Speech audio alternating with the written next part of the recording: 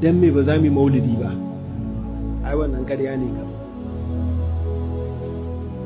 Wato shi alƙali iyal yana faɗar wani baiti yana cewa mai ma da ni sharafar watiha wa kittu bi akhmusi adahu thuraya dukhuli ta qaulika ya ibadi wa an sayyarta ahmad li nabiyya.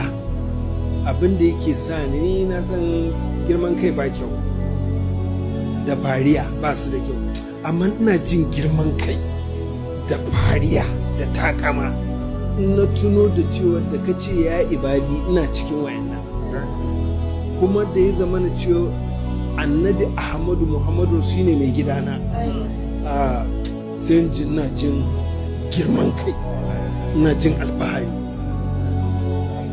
To balantana kuma ka tuno cewa kuma manzo Allah kuma ya baka shehu tijani, ya baka shehu ibrahim,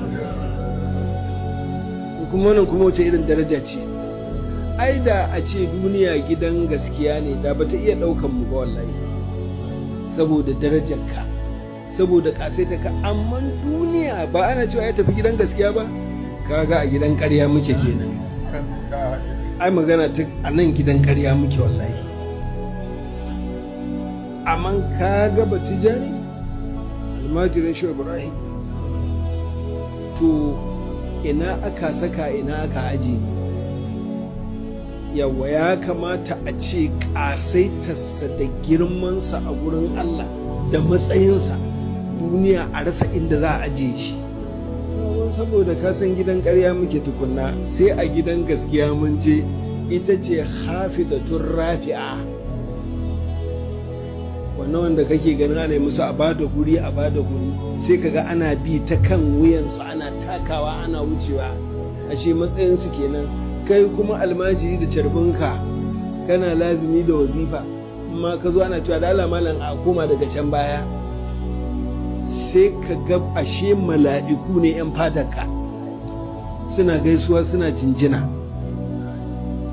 To wannan duka karamci ne Allah ya mana, baiwa ce Allah ya mana da ya haɗa mu da wannan bawa nasa Muhammadu Rasulullah, wanda Allah bai yi kamarsa ba a cikin jamalarsa da jalalarsa da kamalarsa, wanda Allah ya tafi da shi sai da ya wuce duniya ga baki ɗayanta, ya wuce lahira ga baki ɗayanta. A to lahira ba halitta ba ce? Shi ko shugaban halitta da ya dinga tafiya sai da ya je inda wasirrun sarali sirri bi sirri wahadahu fa ma thamma illa al-haqqu sirru lahudu, ya je nan gurin.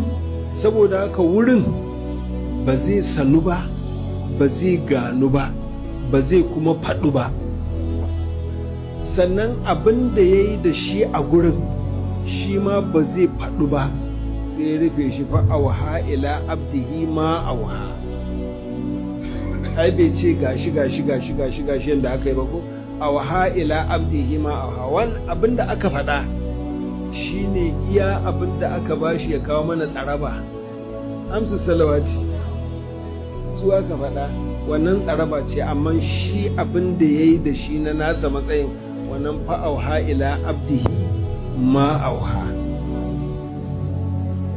Ai kaga yanzu dinnan in kana da yanda za ka yi, kana da kuɗi, wurin da aka yi gani, wurin da Allah ya gana da annabi Musa, in kana da kuɗi za ka je wurin yanzu. Yana nan a ƙasar Masar, dutsen Dur, a nan yake. To haka duk annabawansa inda ya gani da su suna nan a cikin nan doron duniyan nan. In ka je dutsen Sa'iru a Falastini, sai annabi Isa ɗan Maryamu. In ka je ƙasar Mosul a Iraki, inda aka yi gani da annabawa na Banu Isra'ila irinsa annabi Yunus da waye da sauransu. To sai dul mursali na fa, ai ba ka ma san gurin ba, kuma ba za ka iya faɗarsa ba, kuma ba a cikin halitta gurin yake ba. Ballantana to anan yayi gani da shi, kuma ganin da ba zai faɗu ba, ya ce fa'auha ila abdihi ma'auha shi ne annabinka, don me kuwa ba za ka yi alfahari kai wa Allah abin kirki ba? To ballantana abin da kuma ya yi mana kwalliya da shi, wannan babban sirri ɗariƙan nan ta mutu shehu Tijjani, waliyin da a cikin auliya ba yi irinsa ba.